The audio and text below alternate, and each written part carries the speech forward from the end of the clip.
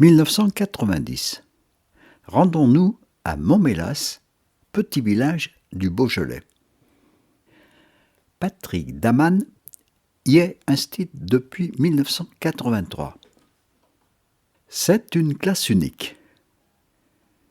En classe unique, on a le temps de prendre son temps, le temps de laisser aux choses le temps d'exister, de naître, de se développer, de faire rêver et de faire exister ses rêves. Et puis, être inscrit en classe unique, y rester pendant longtemps, il fallait être un peu fou. Patrick, avec un ami sculpteur, Marc Dacosta, initiait ses élèves à la sculpture par détournement d'objets. Enthousiastes, les enfants ramenaient à l'école des monceaux de clés rouillées, des outils trouvés dans les remises des fermes du coin. Par magie, fourches, pelles, truelles, serpes se transformaient en sauterelles géantes ou soldats au garde-à-vous. Devant l'enthousiasme créatif suscité par la transformation magique et manuelle des vieux objets, Patrick et Marc ont laissé germer et mûrir une idée folle. Faire une sculpture habitable comme l'avait fait le facteur cheval ou comme la cathédrale de Jean Linard dans le Cher. C'est mon palais idéal, mon minaret, ma cathédrale. C'est mon palais idéal, et tout le reste m'est bien égal. Il y a toujours eu, dans de nombreuses écoles, des envies et même des réalisations de cabanes. Mais une sculpture habitable, quand on mesure la dimension du projet, on imagine aussi l'ambiance, l'activité et la motivation qui régnait dans une telle classe.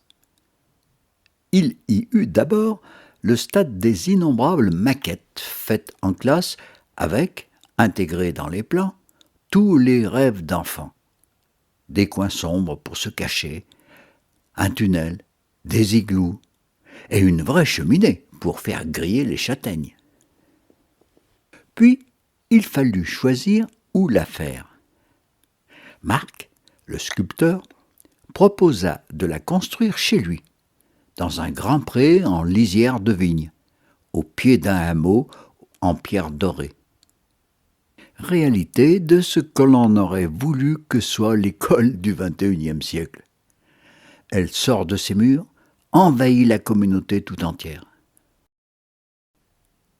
Il a fallu que Patrick, de son côté, parte à la pêche aux sponsors pour récupérer les matériaux et le matériel nécessaire. Et cela a marché.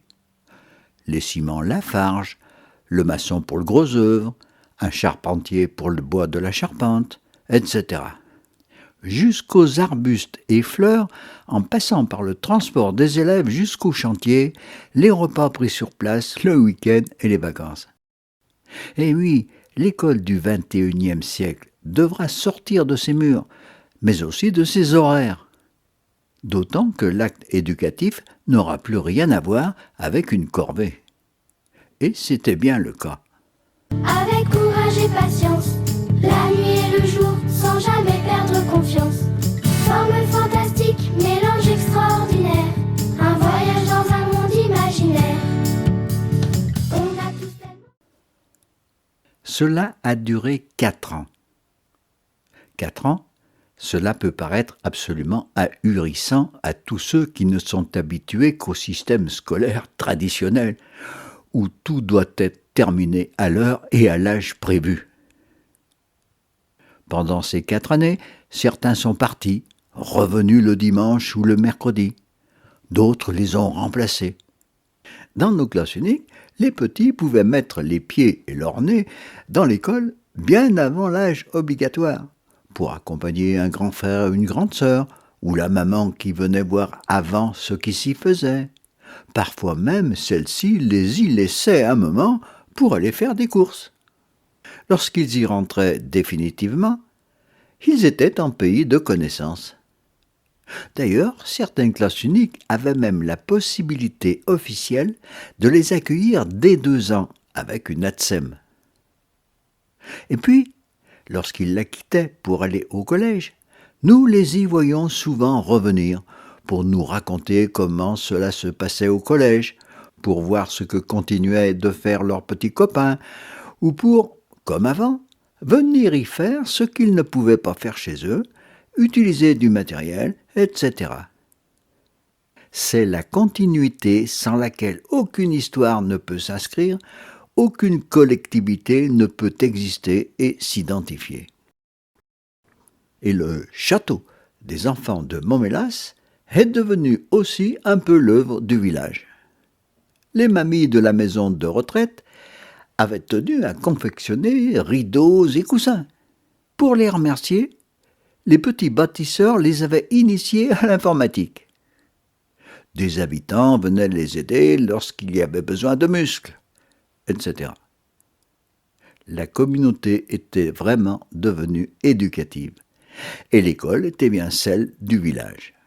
Faire comme le facteur cheval, construire son palais idéal. Vous vous doutez de tout ce que les enfants ont dû apprendre pour cette entreprise, depuis la maquette jusqu'au jour de l'inauguration. Le terme entreprise est alors bien pris dans son sens originel. 4 ans après, un 25 juin, la maison fut inaugurée. Pour le vernissage, 2500 cartons d'invitation furent lancés au recteur, aux inspecteurs, aux sénateurs et autres députés, et à presque tous les maires de la région. La classe avait préparé de nombreux panneaux d'explication, avait organisé une exposition de ses tableaux et sculptures. 5 artistes étaient venus exposer avec eux. Ils avaient, avec les parents et le village, préparé une grande tombola, une buvette et des repas. Le soir, il y a eu 2 concerts avec des artistes de la région. Bien sûr, cette expérience est spectaculaire. Spectaculaire parce qu'elle a été initiée par des personnages finalement ordinaires. Mais si ce caractère spectaculaire a un effet démonstratif indéniable, d'innombrables faits du même genre ont eu lieu dans de nombreuses petites écoles, les faisant avancer plus ou moins vite vers un XXIe siècle où l'école ne devrait plus être celle du XXe siècle. Malheureusement, elle ne semble pas en avoir pris le chemin. Dans cette transformation, Montmélas, comme bien d'autres petites écoles, démontrait que la classe unique était bien l'extraordinaire instrument dont on a décidé qu'elle était archaïque et dont on s'est empressé de supprimer les rares dernières. Le temps passe